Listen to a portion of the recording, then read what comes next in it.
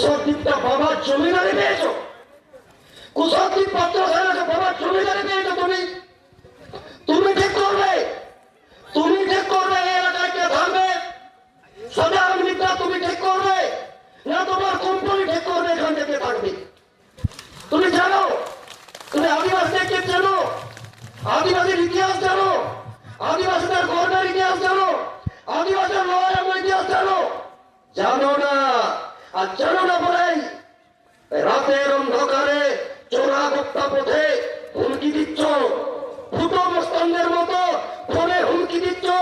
সামনাসামনি লড়াই করার অকাত তোমার নেই, কারণ তুমি লড়াই চেনো না। সাধারণ ব্যক্তি তুমি লড়াই জানো না।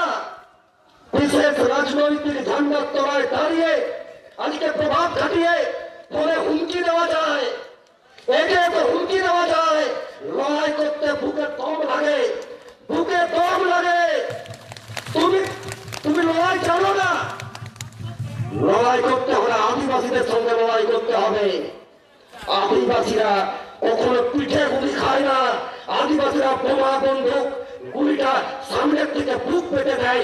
এইরকম সিচুয়েশনে আদিবাসীকে লড়াই করা শেখাবেন না, লড়াই করতে শেখাবেন না আদিবাসীদের।